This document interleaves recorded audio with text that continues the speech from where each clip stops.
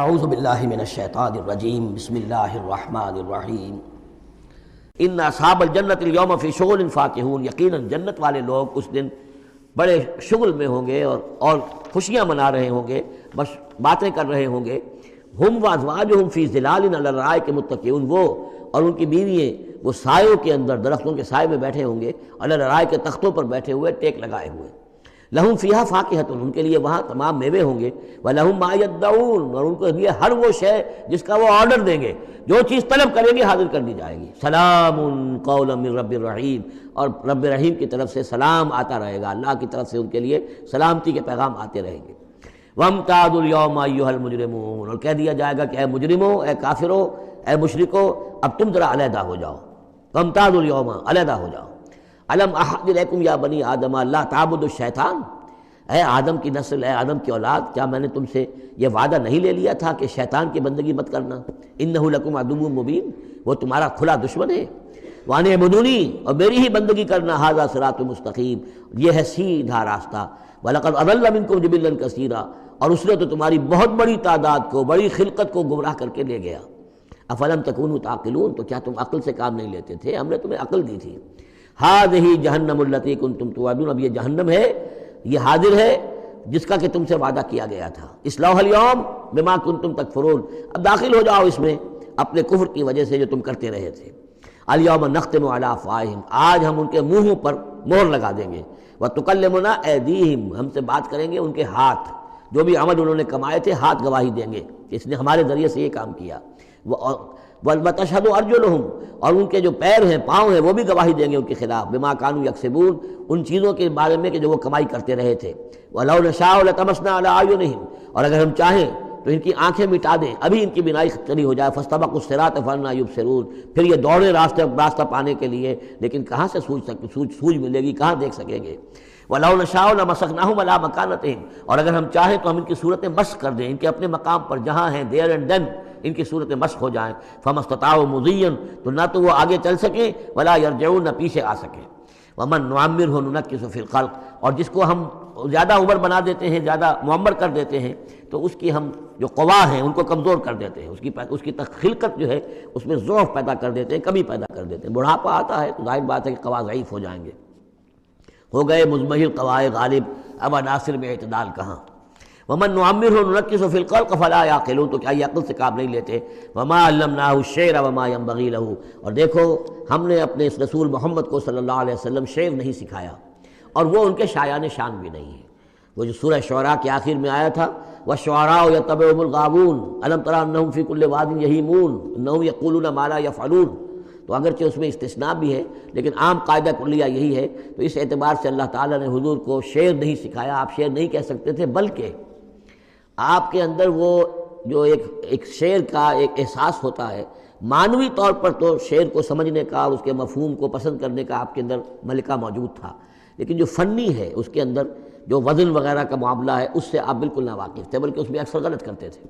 آپ شعر پڑھتے تھے تو کہیں نہ کہیں سکتہ ہو جاتا تھا، جیسے آپ دیکھتے ہوں گے بہت سے لوگ ہیں شعر یاد انہیں بہت ہوتے ہیں، لیکن وہ شعر کی مناسبت نہیں ہوتی تو پڑھتے غلط ہیں۔ اسی مرتبہ اسی طرح ایک واقعہ ہوا کہ حضور نے ایک شعر پڑھا اور اس میں غلطی ہو گئی، وہ سکتہ ہو گیا، وہ شعر جو ہے بے وزن ہو گیا۔ تو حضرت ابو بکر مسکرائے، انہوں نے کہا انی اشہد انک رسول اللہ، میں گواہی دیتا ہوں آپ اللہ کے رسول ہیں، یعنی اللہ نے فرمایا ہے کہ آپ کو شعر نہیں سکھایا اللہ نے، تو گویا کہ اس کا مجھے ثبوت مل گیا کہ آپ واقعتاً شعر کے اس اعتبار سے فنی جہاں تک تعلق ہے، اس کا ذوق جو ہے وہ اللہ نے آپ میں پیدا ہی نہیں کیا۔ ہاں معنوی طور پر حضور بہت سے جو اشعار ہیں، بہت سے شعراء، آپ کا وہ قول بھی ہے کہ ان من الشعر لحکمۃ وان من البیان لسحرا، بہت سے شعر جو ہوتے ہیں بڑی حکمت پر مبنی ہوتے ہیں، اور بہت سی تقریریں ایسی ہوتی ہیں، خطبے ایسے ہوتے ہیں کہ جو جادو کا اثر رکھتے ہیں۔ وما علمناہ الشعر وما ينبغی لہ، اور ہم نے انہیں شعر نہیں سکھایا اور نہ ہی یہ ان کے شایان شان ہے۔ ان ہوا الا ذکر و قرآن مبین، یہ تو بس ذکر ہے، یاد دہانی ہے، اور قرآن ہے، صاف ستھرا قرآن، روشن قرآن، اور یہ اللہ کی طرف سے نازل ہوا ہے۔ لینذر من کان حیا، تاکہ وہ خبردار کر دیں اسے جو زندہ ہو۔ اب یہاں خاص طور پر وہ جو بات میں نے بار بار کہی ہے بہت ہی کھل کر آ گئی، جو زندہ ہو۔ ابو جہل مردہ ہے، ابو لہب مردہ ہے، حیا مراد جس کی روح ابھی مری نہ ہو، جس کی فطرت بس نہ ہوئی ہو۔ اب وہ فطرت کا لفظ ہم استعمال کرتے ہیں، لیکن یہ کہ قرآن کی اصطلاح میں فطرت کس سے کہیں گے؟ وہی جو روح انسان کے اندر پھونکی گئی ہے، یا تو خلقت ہے اور یا فطرت ہے۔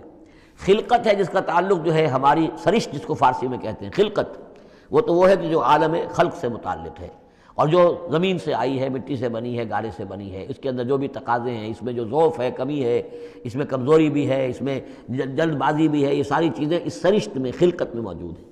فطرت وہ ہے وہ روح جو اللہ کی طرف سے آئی ہے، فطرت اللہ التی فطر الناس علیہا، وہ فطرت جو ہے اس کے اندر کوئی کمزوری نہیں ہے، کوئی وہ نہیں ہے، وہ اعلیٰ شے ہے، وہ عالم بالا سے آئی ہے۔ تو یہاں یہ فرمایا گیا لِيُنذِرَ مَنْ كَانَ حَيًّا، جس کا دل زندہ ہے، جس کی روح بیدار ہے، تاکہ خبردار کر دے اس کو جو زندہ ہو۔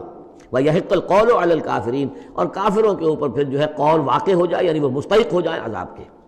أَوَلَمْ يَرَوْا أَنَّا خَلَقْنَا لَهُم مِّمَّا عَمِلَتْ أَيْدِينَا أَنْعَامًا فَهُمْ لَهَا مَالِكُونَ، کیا انہوں نے غور نہیں کیا کہ ہم نے ان کے لیے چوپائے بنا دیے اپنے ہاتھوں سے، ہم نے بنائے ہیں، مما عملت ایدینا، اپنے ہاتھوں کی بنائی ہوئی چیزوں سے ہم نے ان کے لیے جانور پیدا کر دیے، فہم لہا مالکون، جن کے اب یہ مالک بنے پھرتے ہیں۔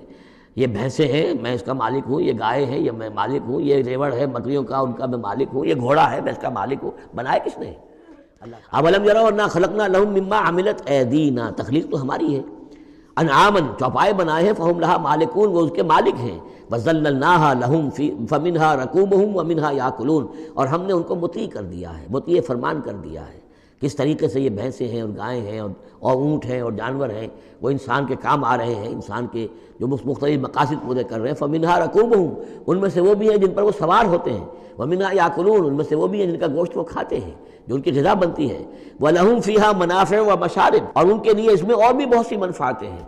کھالوں کا کیا کچھ بناتے ہیں، بالوں کا کیا کچھ بناتے ہیں، بالوں سے کمبل بناتے ہیں، کھالوں سے خیمے بنا لیتے ہیں، کھالوں سے جوتے بنا لیتے ہیں، چمڑوں سے کیا کچھ بن رہا ہے، اور بہت سی چیزیں جو ہے آج کل تو آپ کو معلوم ہے کہ ان جانوروں کی کوئی ایک شے بھی، اب تو خون بھی ضائع نہیں جاتا، اس کو بھی محفوظ کر لیا جاتا ہے، تمام چیزیں ہیں کہ جو انسان کے کام آ رہی ہیں، منافع ہیں اس میں لوگوں کے لیے، وہ مشارب، اور پینے کی جگہیں ہیں، ان میں گھاٹ ہیں، مشرب کہتے ہیں جہاں پر پیا جائے۔